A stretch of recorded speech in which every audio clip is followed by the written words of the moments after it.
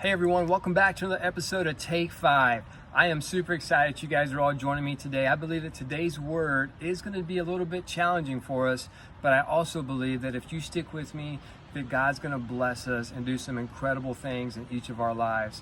So let's go ahead and jump into it because we only have 5 minutes. So let's dive into it. So today we're going to be looking at Matthew chapter 5. We're going to look at Matthew chapter 5. We're going to talk about relationships. One thing about me is I love people, and if I've learned anything in dealing with people is that, we have to really work at having good relationships. It's not always easy. Sometimes it can be challenging. So we're going to pick up here in verse 23, and I'm going to read verses 23 through 26. So Matthew chapter 5, starting in verse 23, says this. It says, "Therefore, if you are offering your gift at the altar, and there remember that your brother has something against you, leave your gift there in front of the altar. First go and be reconciled to your brother, and then come and offer your gift. Settle matters quickly with your adversary who is taking you to court. Do it while you are still with him on the way, or he may hand you over to the judge, and the judge may hand you over to the officer, and you may be thrown into prison. I tell you the truth, you will not get out until you have paid the last penny." So I know, are you encouraged yet, right? I know that, dealing with relationships and looking at this verse, it may not seem that quite encouraging, but it really is. I'd like to share a quick story with you. I remember a time my wife and I, we were on our way to church, and as we were driving to church, I can't remember exactly what took place, but I remember we were going back and forth in the car, we're getting the kids ready, and I could tell that whatever I said to her, it totally offended her. She was upset with me, and I thought about this verse, and I thought about what it says here, that if you're offering your gift at the altar, and there remember that your brother has something against you, leave your gift here in front of the altar. First go and be reconciled to your brother, then come and offer your gift. And I'm thinking that we're on our way to church, and I'm about to offer the Lord my offering, which is, I'm going to offer an offering of worship and an offering of praise.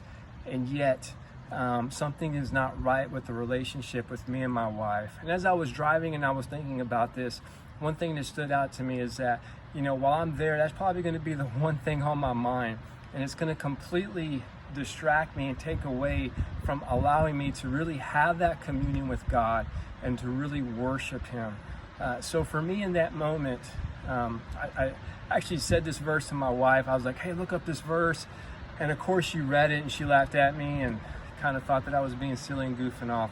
But the reality is that it was really true. So I remember pulling the car over, and right in that moment I asked her, I said, "Hey, will you forgive me for whatever,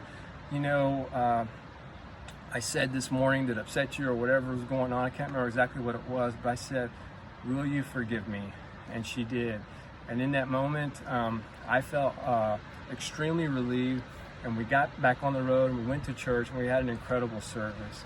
And I know that right now with this pandemic going around, I've been noticing, like for myself, we're talking to family members a lot more, and you might be doing the same thing.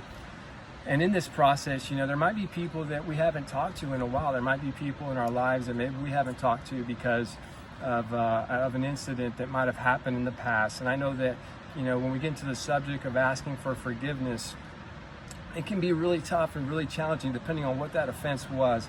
But I want to encourage you, as we talk about how awesome our God is and how we can put our faith and trust in God, and we look at these different characters in the Bible, and I've been looking all through digital media and been hearing people talk about, how awesome God is. Now is a good opportunity for us to really exercise our faith once again and say, "Okay, Lord, I'm going to put this relationship in your hands. I'm going to have that tough conversation and just allow God to allow you to experience freedom." So that's what my prayer is for you, is that if there is someone who maybe you've offended or has offended you, this would be a great opportunity to kind of reconnect and talk through that and allow God to bring some spiritual and relationship healing. So I pray you guys are blessed by this word. I love you guys. If you have any questions for me, feel free to reach out. Have a great day.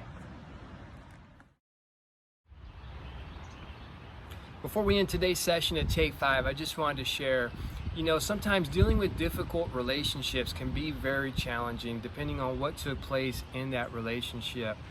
So I just wanted to share, if you felt stirred in your heart to revisit a relationship that was very difficult in the past, and it might be challenging for you to face, then I just want to encourage you to reach out to your pastor, maybe reach out to your mentor. If you don't feel like you have anybody to reach out to, I want to encourage you to reach out to me. You can message me on Facebook. You can message me on YouTube. I'd love to partner my faith with yours in praying for you in that situation. And I would also like to provide you with some resources that can help you in mending that relationship. Hey, my prayer, my heart's desire is that we would all be able to experience the freedom that we have in Christ and exercise our faith. So I love you guys. I pray that you guys are blessed. Please let me know if I can do anything to help you guys out.